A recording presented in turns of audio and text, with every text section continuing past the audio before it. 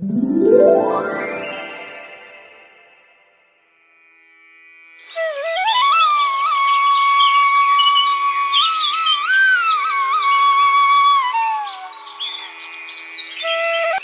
घर का काम मुझसे ही क्यों करवाया जाता है? न कोई मदद, न कोई मान। मेरा तो जीना हराम कर रखा है। तू तो काम में लगी रहती है रितिका, तुझे काम किए बिना चैन ही नहीं आता। आपकी तरह नहीं हूँ जो पूरे दिन बस आराम ही करना चाहती है।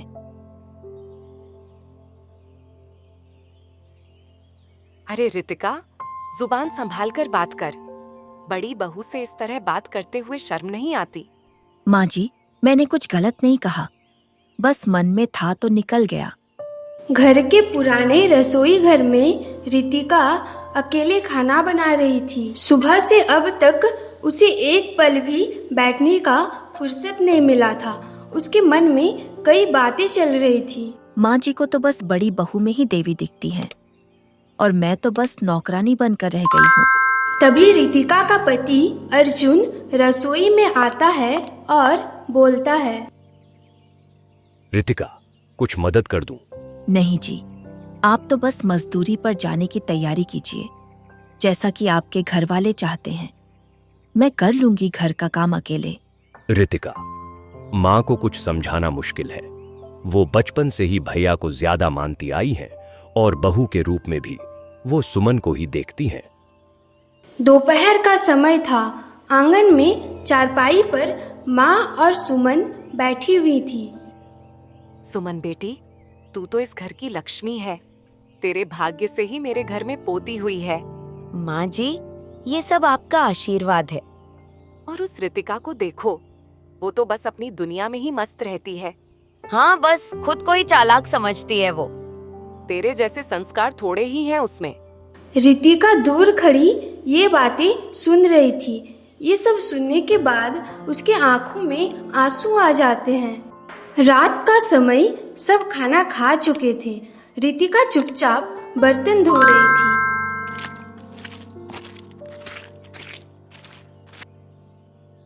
रितिका, तुम्हें बुरा लगा जो माँ ने कहा?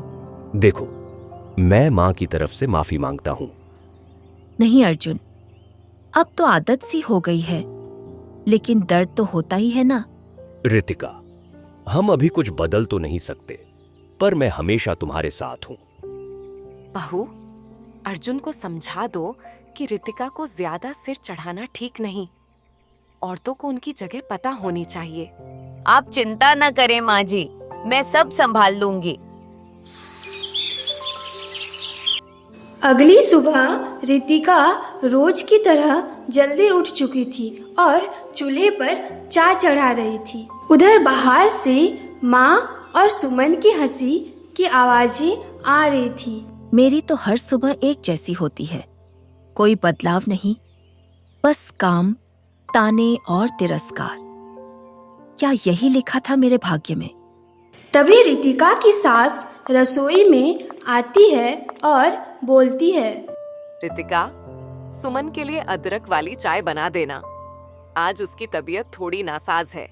मेरी भी तो रात से तबीयत ठीक नहीं है माँ जी, फिर भी आपने मुझसे कुछ नहीं पूछा। ओह, अब बीमारी के बहाने बनाने भी सीख लिए तूने।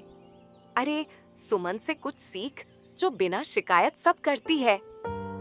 रितिका चुपचाप अपने आंसू रोकते हुए चाय में अदरक डालती है।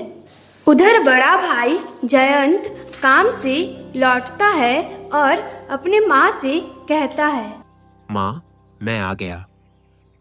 हाँ बेटा, थक गया होगा। सुमन, जल्दी से पानी ला। अभी लाई माँ जी। रितिका सब देख रही थी कि किस तरह से बड़े बेटे और बड़ी बहू का सम्मान किया जा रहा है, लेकिन उसे कोई कुछ नहीं पूछ रहा था। इसके बाद आंगन में पूरा परिवार साथ बैठता है, केवल रितिका को छोड़कर। जयंत बेटा, हमें अपनी पोती के लिए अच्छे स्कूल का इंतजाम करना होगा। तेरी बेटी बहुत होशियार है। हाँ माँ, कल ही शहर चलकर देखता हूँ। अरे हाँ माँ जी, हमारी पिंकी तो सब में अव्वल आएगी। माँ, रितिका भी तो पढ़ी लिखी है, वो भी घर के बच्चों को ट्यूशन पढ़ा सकती है। इस बहाने कुछ कमाई हो जाएगी। हमें किसी परदेसिन की पढ़ाई की जरूरत नहीं। हमारी बहू तो सुमन है, रितिका तो बस बोझ है। ये सब सुन रितिका का कलेजा कांप उठता है, लेकिन वो कुछ नहीं बोल पाती। रात का समय अर्जुन और रितिका अपने कमरे में बात कर रहे थे। रितिका, मुझे शर्म आती है कि मैं तुम्हारा पति होकर भी मैं कुछ नहीं कर पाता। ऐसा मत कहिए, आप ही तो मेरी सबसे बड़ी ताकत है। आप हैं तभी मैं सह पा रही हूँ। एक दिन सब बदलेगा रितिका, बस थोड़ा धैर्य रखो। धैर्य की भी एक सीमा होती है अर्जुन जी। पता नहीं कब हमारे जीवन में खुशहाली आएगी। अगले दिन गांव की चौपाल पर एक बूढ़ी औरत दूसरी औरत से बात कर रही थी। आपकी सुमन तो बड़ी किस्मत वाली निकली। सब उस पर मरते हैं और उस रितिका को देखो, लगता है जैसे कोई साया उस पर चढ़ा हो। हाँ बहन जी, मेरी सेहत का ख्याल भी मेरी बड़ी बहू सुमन ही रखती है। रितिका घर में तो है, लेकिन मन में नहीं। बिना संतान के बहू का क्या मोल। यह सब बात रितिका सुन लेती है, जो पास से पानी का मटका लेकर गुजर रही थी। उसका चेहरा तमतमा उठता है, लेकिन वह कुछ नहीं कह पाती। शाम के समय अपने कमरे में माँ बिस्तर पर लेटी हुई थी, क्योंकि आज उसके हाथ और पैर कँप रहे थे। माँ जी, आज आप बिल्कुल भी ठीक नहीं लग रही हैं। चलिए अस्पताल चलते हैं। नहीं, जरा सी थकान है। सुमन से कहो तुलसी का काढ़ा बना दे। मैं बना लाती हूँ माँ जी, लेकिन मुझे लगता है अब देरी नहीं करनी चाहिए। तभी अर्जुन कमरे में आता है और बोलता है, रितिका ठीक कह रही है माँ, आपकी हालत ठीक नहीं है। मैं भैया को बुलाता हूँ। जयंत भी अपनी बूढ़ी माँ के पास जाता है और बोलता है, क्या हुआ माँ को? जयंत जी, अचानक से माँ के हाथ पैर ठंडे हो गए और इन्हें सांस लेने में भी तकलीफ हो रही है। चलो देर मत करो, गाड़ी निकालो अर्जुन, माँ को तुरंत अस्पताल ले चलते हैं। दोनों भाई माँ को लेकर अस्पताल पहुँचते हैं। अस्पताल का इमरजेंसी वार्ड डॉक्टर माँ को स्ट्रेचर पर लेकर अंदर ले जाते हैं। दोनों भाई बाहर में बेचैन खड़े थे। रितिका और सुमन पास में चुपचाप बैठी हुई थी। आप बहुत देर से लाए हैं। इनकी हालत पहले ही बहुत बिगड़ चुकी थी। इन्हें सीवियर कार्डियक अटैक हुआ था। क्या मतलब डॉक्टर साहब? हमें खेद है, आपकी माँ अब इस दुनिया में नहीं रही। पूरा सन्नाटा छा जाता है और सुमन रोने लगती है। रितिका की आंखों में से आंसू बहते हैं। माँ ऐसे कैसे चली गई? मैं तो उन्हें अपनी बेटी के स्कूल एडमिशन के लिए अपने साथ शहर ले जाने वाला था। माँ को कभी खुद की चिंता ही नहीं थी, वो हमेशा किसी और की चिंता में ही लगी रहती। उसके बाद दोनों भाई और गांव के कुछ बुजुर्ग मिलकर बूढ़ी माँ का अंतिम संस्कार कर देते हैं।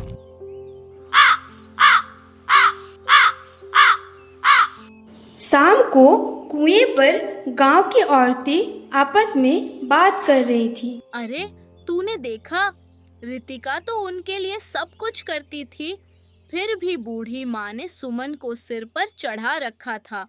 जब भाग्य फूटे हो तो अपना भी पराया हो जाता है। अब यह सच आज तक किसी से छुपा है। घर पर अर्जुन और रितिका आपस में एक दूसरे से बात कर रहे थे। रितिका, तुमने माँ को आखिरी समय तक नहीं छोड़ा। उन्होंने तुम्हारे लिए कभी कुछ अच्छा नहीं कहा। मैंने माँ को माँ की तरह चाहा, पर उन्होंने मुझे बेटी की तरह नहीं। फिर भी मैं अपनी इंसानियत नहीं खो सकती थी। एक महीने बाद आंगन में दोनों भाई बैठकर माँ के जमीन जायदाद के कागज ढूंढ रहे थे। तभी एक पुरानी लोहे की पेटी में से माँ की संपत्ति से जुड़े कुछ दस्तावेज निकाले गए।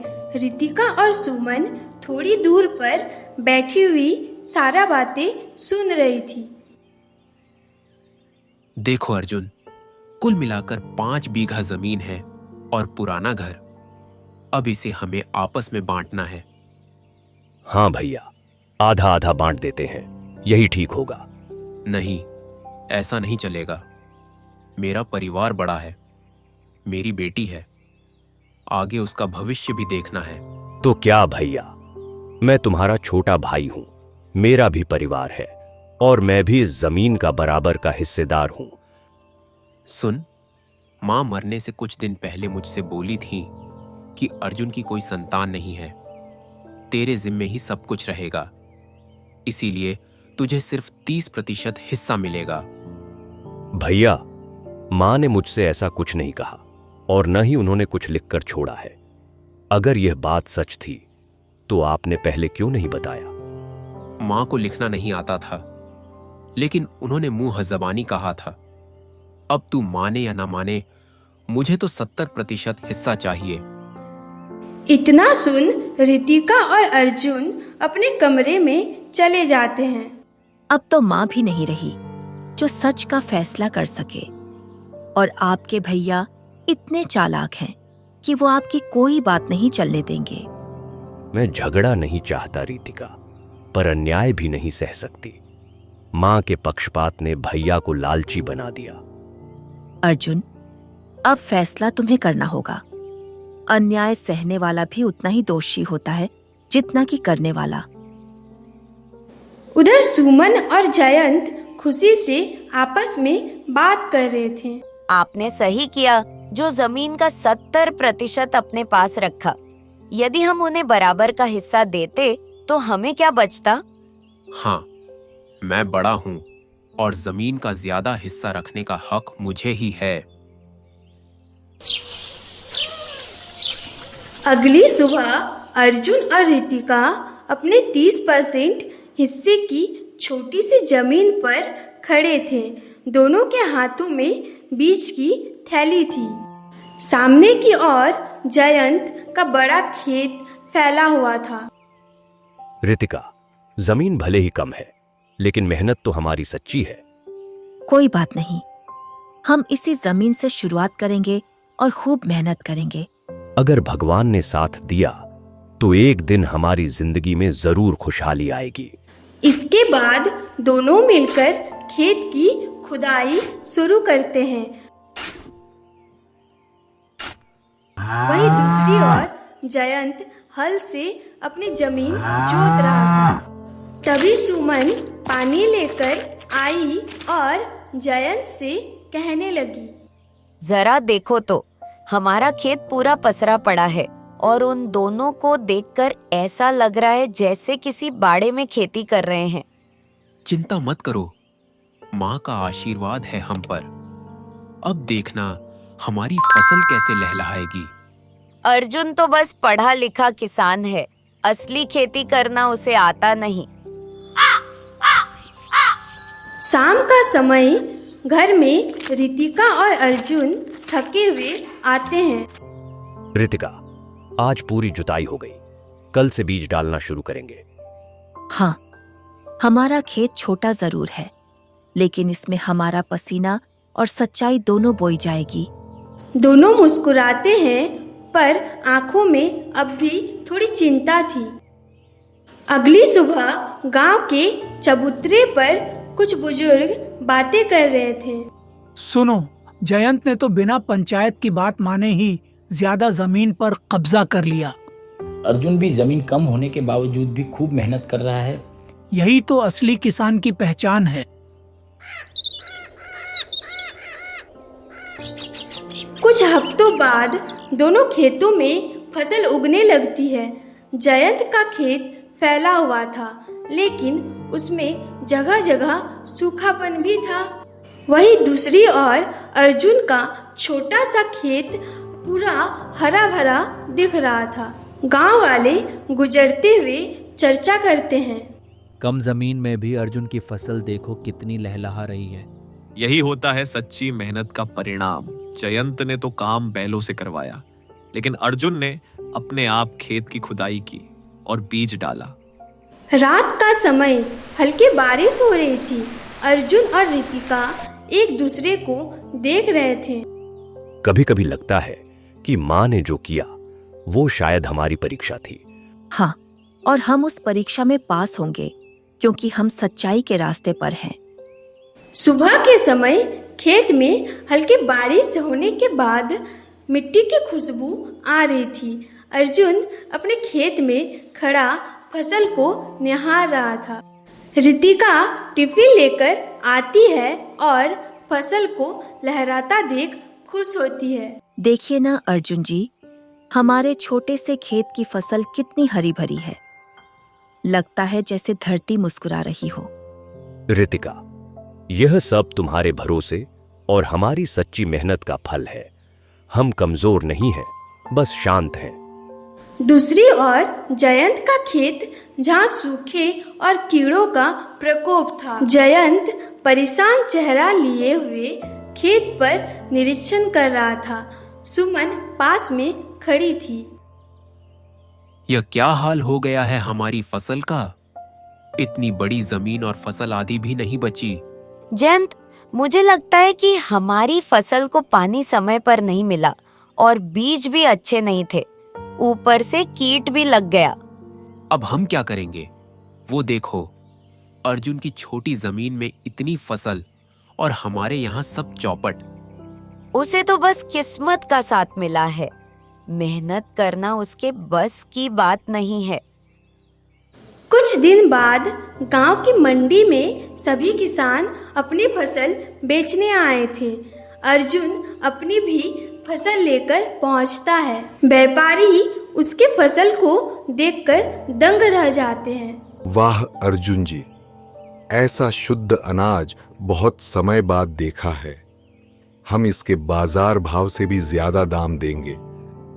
धन्यवाद साहब, यह सब मेहनत और धरती माँ की कृपा है। उधर दूसरी ओर जयंत खड़ा था, जिसकी फसल व्यापारी वापस कर देते हैं। आपके अनाज में नमी और कीट है, हम नहीं ले सकते जयंत जी। ठीक है, कुछ दाम दे देना, पर मेरा अनाज खरीद लो। माफ कीजिए, हम नहीं ले सकते, यह हमारे गोदाम में सड़ जाएगी।